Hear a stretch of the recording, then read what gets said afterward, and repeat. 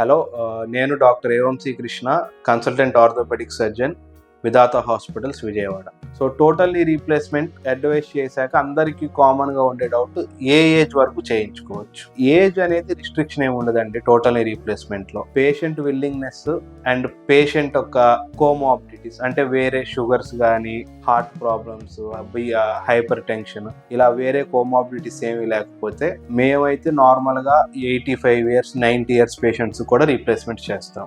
Replacement చేసిన తర్వాత అందరికీ కామన్గా ఉన్న డౌట్ ఏంటంటే, రీప్లేస్మెంట్ అసలు ఫెయిల్ అవుతుందేమో, సక్సెస్ అవ్వదేమో అని ఒక కామన్ డౌట్ ఉంది. సో టోటల్లీ రీప్లేస్మెంట్ అనేది మోస్ట్ సక్సెస్ఫుల్ సర్జరీ అండి. సో అందులో ఫెయిల్యూర్, అంటే ట్రైన్డ్ సర్జన్ చేస్తే ఫెయిల్యూర్ ఛాన్సెస్ అనేవి చాలా తక్కువ ఉంటాయి.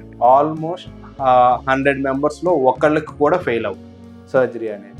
1000 members అలా చూసుకుంటే ఎక్కడో ఒకళ్ళకి ఇద్దరికి ఫెయిల్ అవుతుంది, కానీ ఆ ఫెయిల్ కూడా ఇన్ఫెక్షన్స్ రావటం అలాంటి ఫెయిల్యూర్సే తప్ప లోపల ఇంప్లాంట్ వల్ల మీకు ఇబ్బందులు రావటం అనేది జరుగుతుంది. టోటల్లీ రీప్లేస్మెంట్ అనేది చాలా successful surgery.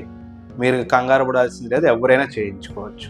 And totally replacement ఇంకొక డౌట్ ఏంటంటే, చేసిన తర్వాత ఎన్ని రోజులు రెస్ట్లో ఉండాలి?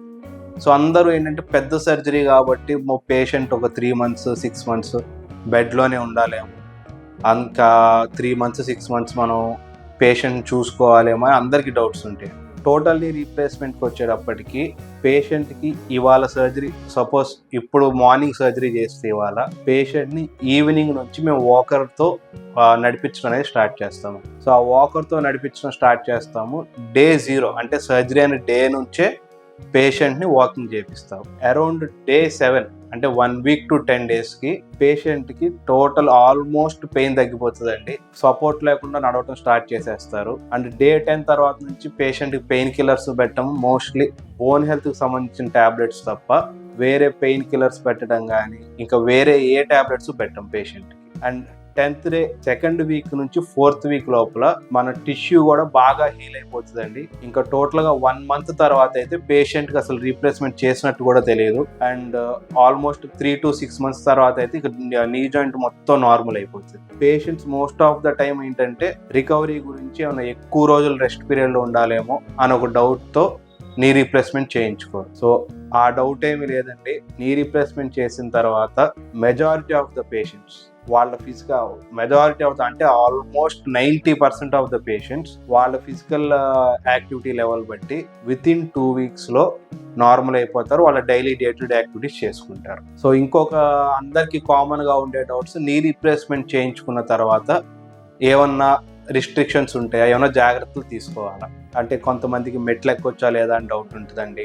కొంతమందికి కింద కూర్చోవచ్చా లేదా అని డౌట్స్ ఉంటాయి. సో నీ రీప్లేస్మెంట్ చేసిన తర్వాత అందరి పేషెంట్స్కి మేము అడ్వైస్ చేసేది వన్ అండ్ ఓన్లీ థింగ్, కింద కూర్చోవద్దని అడ్వైస్ చేస్తాం.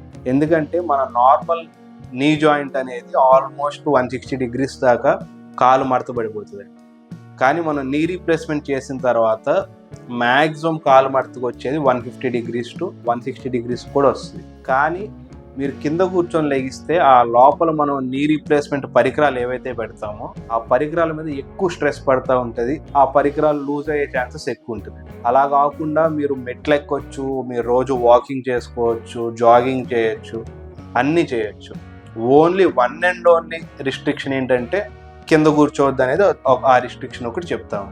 ఇంకా నీ రీప్లేస్మెంట్లో చాలా మందికి డౌట్స్ ఏంటంటే, ఇంప్లాంట్స్ ఏమున్నాయి, ఇంప్లాంట్స్ రకరకాల ఇంప్లాంట్స్ ఉన్నాయి, ఆ ఇంప్లాంట్స్తో మనకి ఏమైనా అవుట్కమ్ మారుతుందా అనేది చాలా మందికి కూడా డౌట్ ఉంది. So most of the times ఇంప్లాంట్స్తో కంటే మనం చేసే సర్జికల్ ప్రొసీజర్ వల్లే అవుట్కమ్ అనేది డిపెండ్ అయి ఉంటుంది. సో సర్జికల్ ప్రొసీజర్ అంతా నార్మల్గా చేస్తే లోపల మనం ఎటువంటి ఇంప్లాంట్ వేసినా కానీ పేషెంట్కి ఏ ప్రాబ్లము ఉండదు.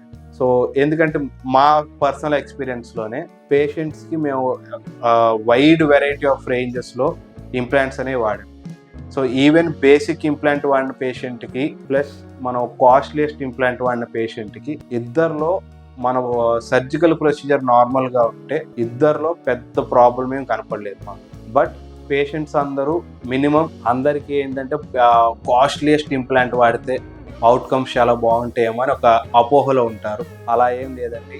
మన సర్జికల్ ప్రొసీజర్ ఏదైతే మనం మంచి సర్జికల్ ప్రొసీజర్లో చేస్తున్నాము. సర్జికల్ ప్రొసీజర్ కరెక్ట్గా ఉంటే మీకు వచ్చే అవుట్కమ్స్ కూడా బాగా పర్ఫెక్ట్గా ఉంటాయి. ఇంప్లాంట్ రిలేటెడ్గా ఉండేది చాలా తక్కువ, అబౌట్ 5% ఉంటుందండి ఇంప్లాంట్ రిలేటెడ్ అవుట్కమ్స్ అనేది. సో సర్జికల్గా మనం చేసే ప్రొసీజర్ కరెక్ట్గా చేస్తే మీకు ఏ ప్రాబ్లము రాదు.